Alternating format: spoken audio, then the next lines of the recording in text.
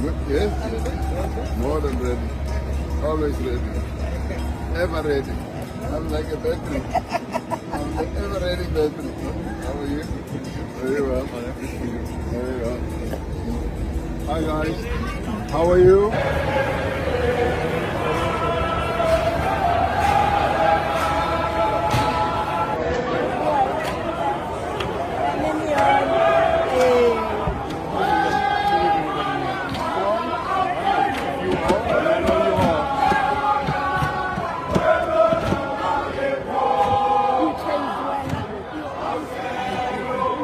But the pay slip of the food aid, her bank statements, her appointment letter, has your ministerial letterhead, and a very different story. So if I look at this letter, this is the contract that was given to us. Sorry, I just needed to break just now so that we can actually print this. This was the contract that was given to your aide. It does not even have a letter on it. This is the contract that you were saying you are not aware of. Let me read this to you. Appointment I'm going to read it as it is. Appointment on contract as food aid to the Minister of Social Development. No date on here, right? Gives me pleasure to inform you that your contract of employment in terms of Section 9 of the Public Service Act as amended, read in conjunction with Regulation 57 of the Public Service Amendment Regulation to this department has been approved with particulars indicated below. Commencement date. Date of assumption of duty. So there's no date there.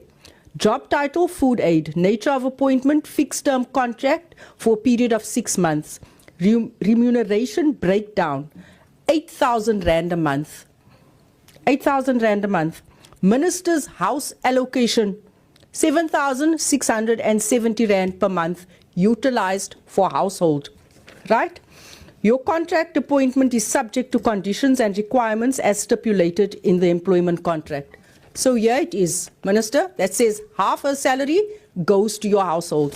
Here we have copies of her bank statement, right? So this is not what social media says. This is the facts. This is signed, right? Here we have copies of her bank statement, Minister, where it shows, right, that we have a pay slip also.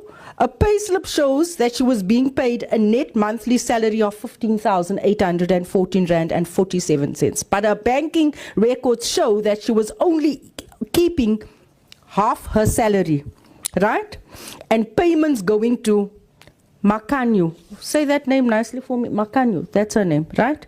Is that your daughter, Minister?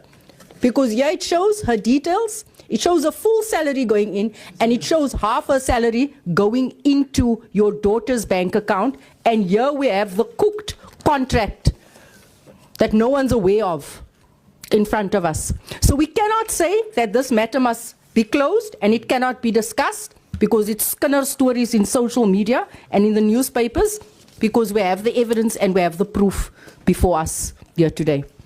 So with that, are you aware that the term Minister's house allocation does not appear to exist anywhere in DPSA documentation, the Ministerial Handbook, the Public Service Regulations, the Public Service Act, or any of the official public service framework? Are you aware of that? And I leave it at that. Thank you. Confirming the allegation that I had, that it's like at the DSD you have a desk, whether we want to call it City Press or Sunday Times, or what's this one that is known now? Daily Maverick. You have that on a permanent basis in our department. I found it there, and at the time I said, I don't think I have energy to deal with it, because for me it talks to how the officials are supposed to conduct themselves. The members here, Chair, confirmed that their phones are full with the information that they're getting from officials about the matters that were under discussions by the department. So this matter that Honorable Klo is asking is now, as I've heard this one, only this one, I don't know others, it talks to what was said by honorable members, which at the time we appealed to honorable members to say, allow us to bring these matters before you procedurally, and you'll be able to deal with them and give us guidance and counseling on how best can we deal with this. It's like, Chair, we were seated with something that was cooked long ago that is now coming to at play at this time, which all of us, especially me, I was not aware of. My children, my family are being haunted by journalists, English-speaking Africans, wanting this or that. It borders now to intimidation. However, I will deal with it at that point. This is what I am going through, Chair, and I must recommit to say, anytime, even the matter of 3 million, I guess I must take that responsibility that it is just went through the cracks. It is there. It is a matter. We went to the committee of appropriation because they also had an interest. We did appear before them. We are still awaiting, which they saw nothing.